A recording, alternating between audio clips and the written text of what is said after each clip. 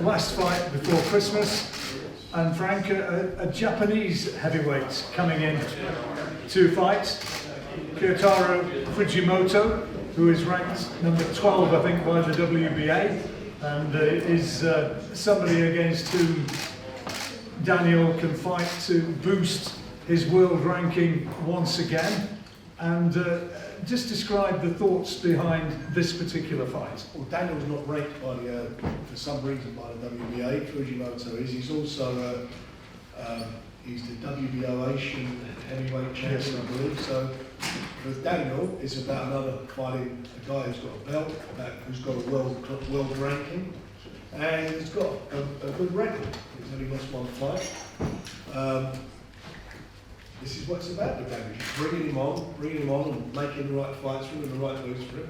And this is a fight I think that will get him a lot of exposure, certainly in as far as the Far East is concerned. And we're looking to turn him into a world brand, so it's, he's well known over there for his run. And also the fact that, he, as I say, will get a ranking in another organisation and it will put him up into the rankings. This, next year, we're working really hard so that next year he's in a position where he's going to be a number one contender with one of these organisations. That's what my job is to do. That's what I'm working on, and that's why we made this fight.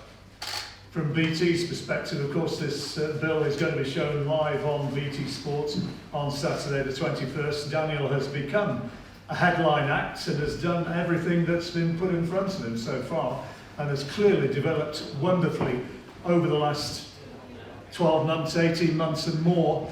As a boxer, you must be delighted with what you've seen so far, Frank, the way he's coming through. I was delighted when I see him as an amateur, albeit as a senior, when he had the 7 senior belts. So I was delighted when I see with that.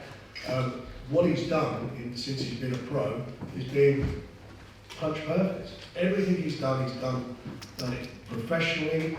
He's really worked hard. Him and Martin Bowles, who trains him, has done a fantastic job with him. Tony's done a great job as on the management side, but it's a great team, and everybody's working hard together to make this happen. But he has gone from strength to strength, and I think, and I mean it, at this stage of his career, like I said when I signed him, but certainly at this stage of his career, he's the best young heavyweight I've seen in British boxing that I've been involved in at this stage of his career. He's got to go on still, do the business and win a world title. But what I'm seeing at the moment, he's ticked a lot of boxes. We've seen he's got stamina, we know he can punch. People thought he was a one-trick pony with a punching, but he's shown he's got a great jab, he's got a brilliant jab, he can box, and he's been clipped a couple of times in fights against guys who've got good knockout records, and he's taken the shots. I don't want to see him doing that anymore, but he's taken the shots. So as far as I'm concerned, he's done brilliantly, and he's got to come through this one. And hopefully he does come through it, and then next year set himself up for some really big eye-catching fights. Daniel, headline act once again in London at the Copper Box Arena. How happy are you with the way that your career, from your perspective, is going right now? I'm very happy. It's gone perfect plan, and one every fight I've come through, and I've learned from each fight I've had, and I've progressed and improved as in and out of the ring. So I couldn't ask for more really. And pleased with the way in which your career is being handled, the way in which you're moving forward? Definitely, Frank Warren, one of the best promoters in the business, and Queensborough Promotions, and my team, Martin and Tony Bowers, have gone. And my dad obviously has been with me from the start. I think we're going to go all the way. Daniel, tell us again, I know we've talked about this in the past, but the work you put in with Martin down at the Peacock, the way in which you've progressed, how much in debt are you to the work that they put in as well as what you're producing? Oh, very much. They've organised a whole hell of a lot for me. Behind closed doors. Sparring, and all the hard work they put in with me in the gym. It's paid off, and it's going to continue paying off. And I'm going to make sure I become a success. Can you feel that you're getting stronger and better by the week? Definitely, I think each camp I've been in, I've improved. So it's all coming together. So one day, when I'm in a position of fighting for a world title, I'm more than ready. Frank's, you've heard him just say, he wants to see you being in the position of being a mandatory challenger, possibly as quickly as within the next 12 months. I should imagine you can't wait, can you? No, it's an exciting new chapter. In boxing, it's all about challenges, and you know, having a world title as a challenge, this is the pinnacle of the sport, and if I can get there as soon as possible and be in that position, then I'm more than ready for it. And it's all about timing, isn't it? Yeah, definitely. Timing, time is everything. So, get the right time and everything. My team, everything. Frank knows what he's doing in the sport. He's been in the sport long enough, and I just continue.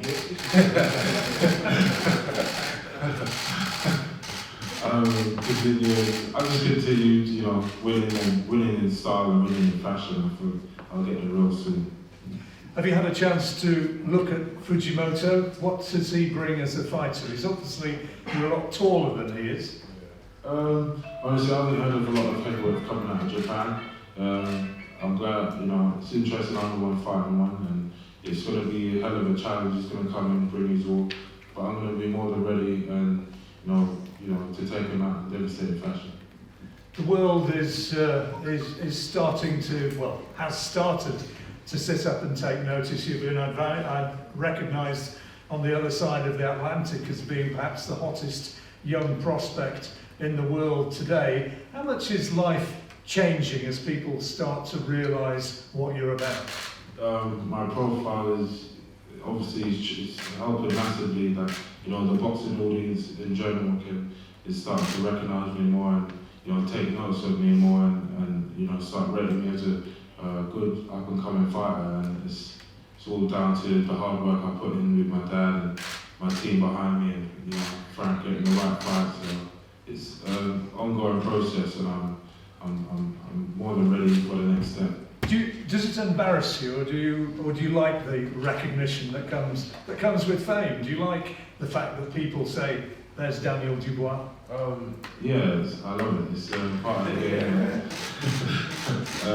It's the recognition and all that. It's what I've been working for in the gym since I was 5 years old, and to be known for what you do and be good at it is couldn't ask for more in life, really. We heard Tommy Fury a few minutes ago talking about it being so important that you keep your feet on the ground.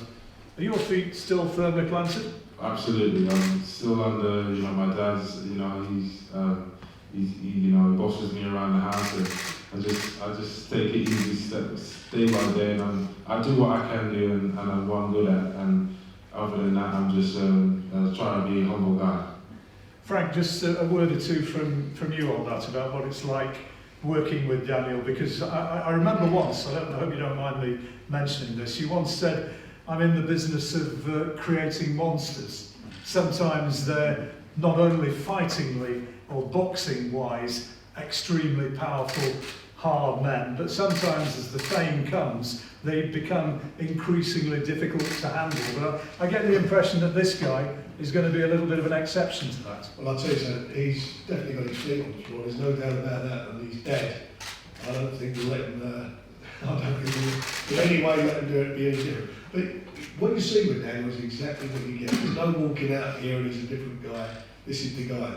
You're getting exactly how he is, and he's a joy to work with. He's in love with boxing. There's no doubt about that. That's what he wants to be. That's his profession. That's what he's good at doing. And his mission, and he told me this, and I know it, and that's why I got so excited about it when I signed him. His mission is to become not just world champion, to unify the titles. And he's more than capable of doing it. And I'll tell you this now, I could make a world title fight for him tomorrow. And I think he'd win it. I really do. Whoever he clips, they'll go. He's a big puncher, he catches them, they'll go. But he needs that little bit more experience. It's easy making these fights. It's all about, at the end of the day, when you make them, is make sure you can go on and defend them. He just needs that little bit more experience, and he'll be there. But he's for me, he is a phenomenal young fighter, young heavyweight. He's the most exciting young heavyweight in the world for me. We've seen Frank Bruno, we've seen Lennox Lewis, we've seen Anthony Joshua, we've seen Tyson Fury. Where does Daniel rank and sit in that particular sort of galaxy of stars? Well, when you look at his age, and you look where he is right now, he's well up there and maybe a bit in front of them because they were still amateurs. I think Lennox turned pro 23, 24. 23, 24. He's fighting good, obviously good quality fighters in the amateurs, but you know, he's a pro. He is where he is. You know, Anthony Joshua, again, done the same thing, but he sparred with Anthony Joshua. I'm not very embarrassing, but he sparred with Anthony Joshua, and you know, everybody in the trade knows what happened, so we won't go into that. But there are other, you know, you look at all those guys you mentioned, and you know, for me, he's as good as, if not better, at this stage of his career. Who'd you like to get in the ring against if you were going to get that world title opportunity in 12 months? Where would you like to be? Whoever has the belts, then whoever breaks the most. Obviously, I'm in a position, I'm a contender coming up, so whoever's got the title and whoever Frank matches me against, I'll take them on. And it's all about who's going to be there. You know, at the moment, you've got Tyson, providing Deontay comes through his fight this month. He'll fight Wilder on the 22nd of February, so that's tied up. And they'll probably have a, you know, depending on that, the outcome, that there may be a rematch there. Anthony Joshua Ruiz, you're going to find out in December. And then they've got some mandatories. So by the time this all settles, and by the time what we're doing, what our plan is between us and the team, is to get him in a position so who's ever standing there, you know, maybe this time next year, or before with a bit of luck, he'd be equipped, ready to go and win the belt, or those belts, depending on who holds them. But he will be in a #1 spot. There is no doubt about that. I will make sure that happens. He keeps winning, that's where he's going to be. And and let me tell you, there are a lot of brave promoters and brave managers in this business with fighters. It's very easy to do it, you know, it's like a peeing contest, my guy's better than yours. But at the end of the day, you've got to have some confidence in who you're with, who you're working with. And I've got the utmost confidence in Daniel by, as I say, this time next year, or hopefully before, maybe just before, he's going to do business. And you've always said it's not about making the fights, it's about making the career. Of course it is, and he's got a great future in front of him. I mean, you know, some of these guys out in the league at the moment have got a great future behind them. He's got it in front of him, and that's where he's at. And some of these fellas may not be around, but one thing's for sure: what I really, you know, I love my boxing. I love watching fights. I love watching good quality fights. One thing about Daniel's got in his armoury is something that every great heavyweights have, and that's a jab. Larry Holmes had a great jab, Ali had a great jab. You look at all the really good quality fighters, the longevity of their careers was the jab, and he's got a great jab. He's got a jab that he can knock you over with. He's a strong guy, and remember, not everybody gets knocked over. Sometimes they can absorb the punches, they can fiddle about and mess around.